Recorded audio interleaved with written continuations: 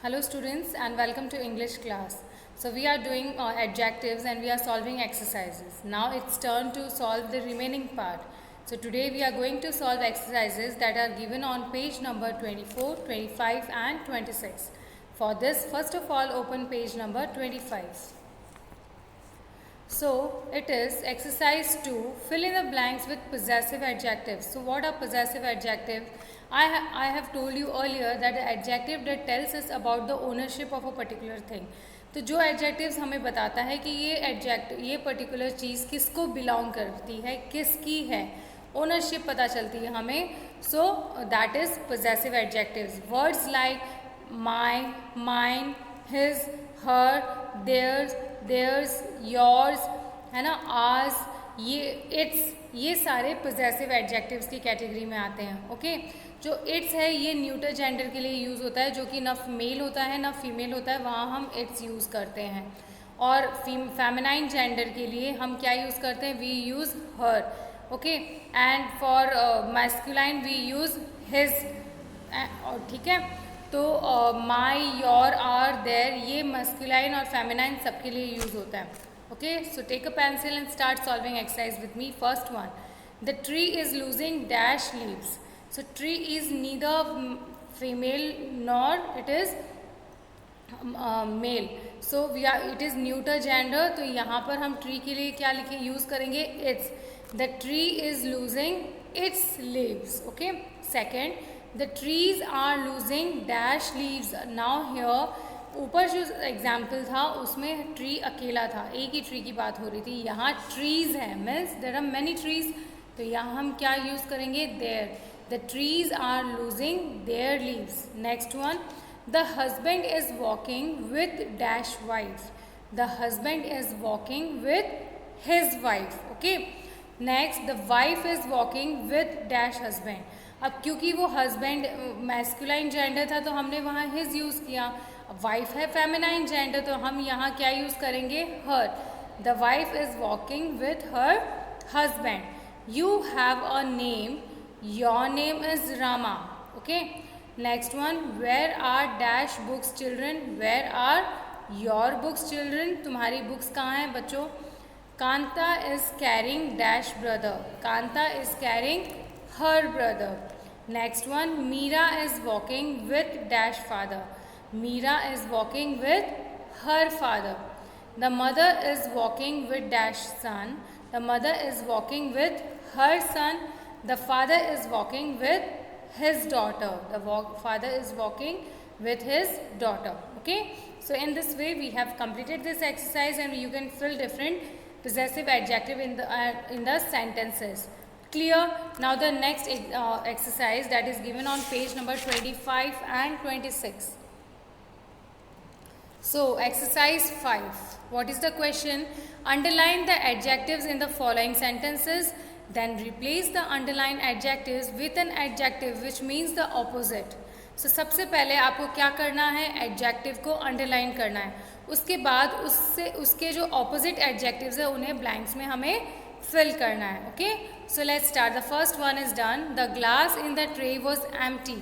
So what is the empty is the adjective कि glass खाली था, quality बता रहा है हमें और हमें उसका opposite लिखना है. What is the opposite of empty? It is full.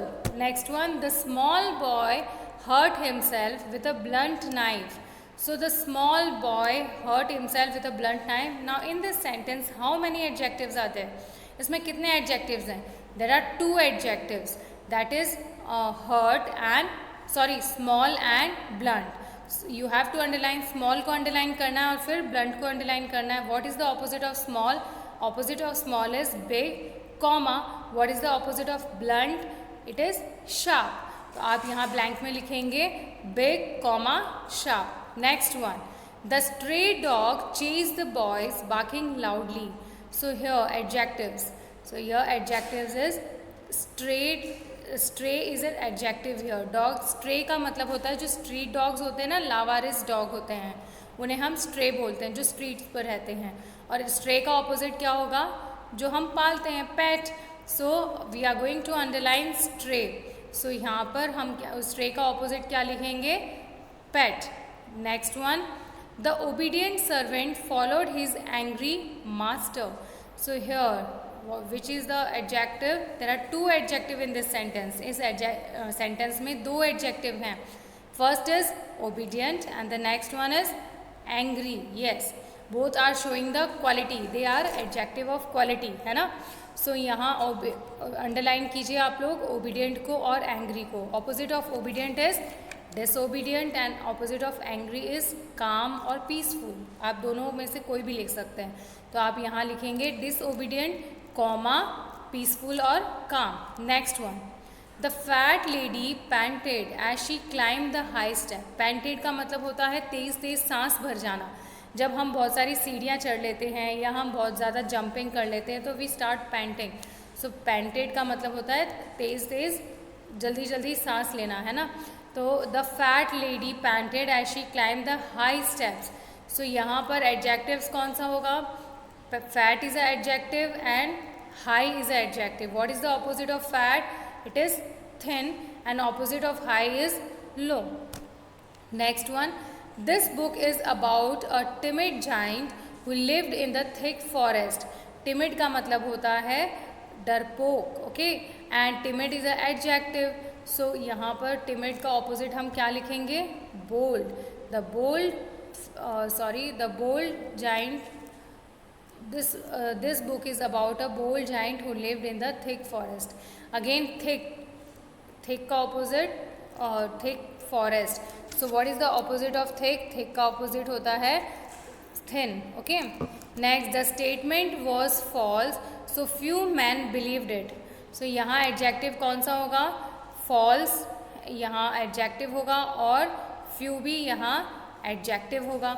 So इसका opposite क्या है? What is the opposite of false? You know the answer. It is true. And opposite of few is many. So आप blank में लिखेंगे true, comma, many. The grapes are sour, said the clever fox and went away. So in this sentence, again there are some adjectives. First is sour, next is clever. तो sour का opposite क्या होता है? Sour means खट्टा. So इसका opposite क्या होगा? मीठा. That is sweet. And clever is आप यहाँ लिख सकते हो foolish. Okay. Next is the thin hands of the weak girl were cut badly. So thin hands, thin. Opposite of thin is what? Fat. So यहाँ हम fat लिखेंगे of the weak girl. तो weak का opposite हम क्या लिखेंगे? Strong. So here the adjective are, इसमें दो adjective है, thin और weak, और इनके opposite क्या होंगे? Fat and strong. Next, the last one. The young man was a relative of my friend John. So what is the adjective in this sentence? Here the adjective is young and the opposite of young is old. Okay. So these are the answers of the exercises students completed. So now we have completed the chapter adjective.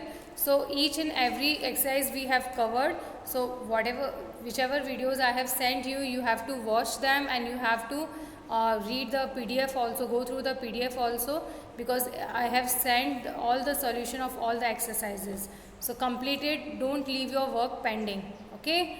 So take care, have a nice day. Thank you.